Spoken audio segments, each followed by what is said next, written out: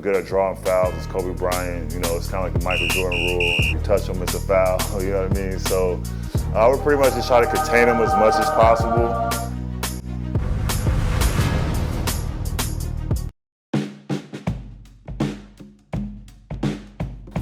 I mean, honestly, I think, you know, you truly know who you are, you know, inside, you know, and I mean, I just wanted to perfect the game of basketball and help take care of my family, so that was just my main focus. I never really like read stories about me or articles about myself, just because I just want to be focused on the task at hand, which is just, you know, trying to get better, be the best professional ball player I can be, and take care of my family.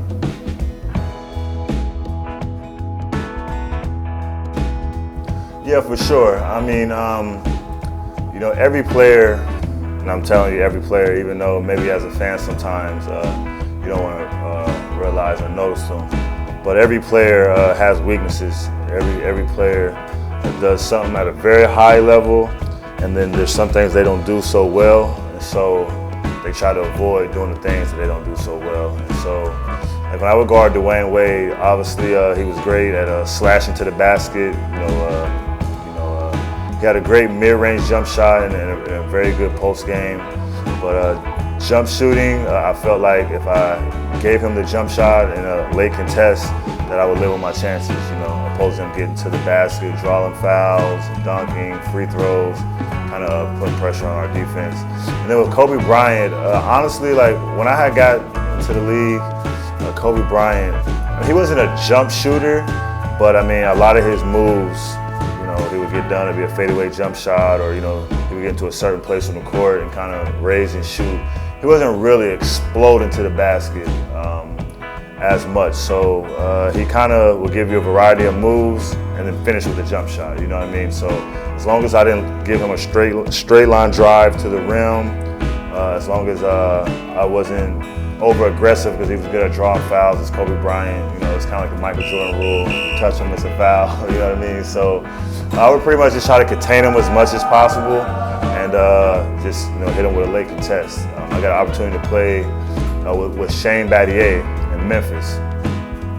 He wasn't the fastest guy, he wasn't the most athletic guy, he wasn't the strongest guy, but he was really, really smart on how he guarded each person. And before every game, I would sit beside him in the locker room, and he would have Kevin Durant, he would have, you know, Kobe Bryant, LeBron James. But I would always ask him, after he would do his homework, which he probably did the night before, earlier that morning, I would sit down and ask him, okay, can you give me some tips on how to guard Dwayne Wade tonight, how to guard Kobe Bryant tonight? And that helped me out a lot.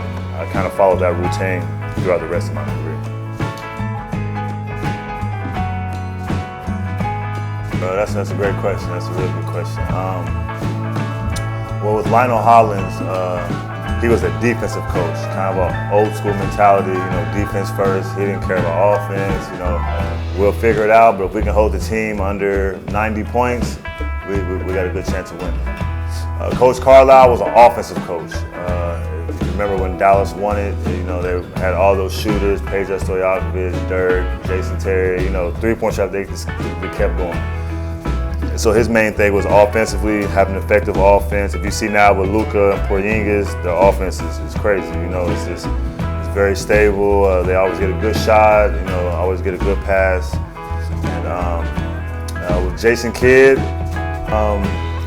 he was different because obviously you know him as a defensive player. He was really, really good. And so, I mean, he didn't have anything fancy other than, you know, play defense. It's mano a mano. It's man versus man, you know, so don't let your man outdo you, you know. And he was big on everyone has a job, do your job.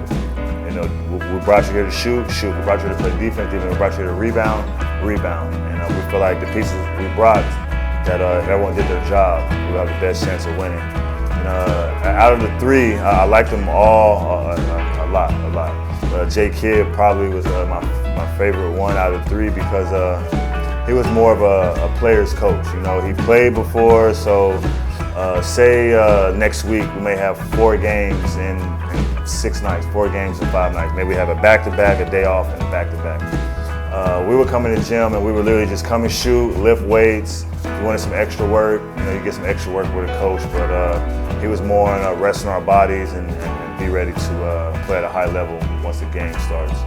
And I thought that was really cool because with that being said, sometimes coaches can want to practice so much, and we're professionals, you know what I'm trying to say? None of us like to lose. As a professional, you should know what you can do and what you can't do in order to help the team. So sometimes they have you out there for 2 hours, 2.5 hours, and we have a game tomorrow. You know, like, you want it in the game or do you want it in practice? As a player, that's how you think, you know, but I know as coaches, they want to just be prepared and be ready to win the game. But he trusted his team a lot as far as being professionals. Know what you need to do, know what they're trying to do, and let's go out there and get the win. And so I thought that helped all of us grow as young players into getting older and understanding how to win basketball games.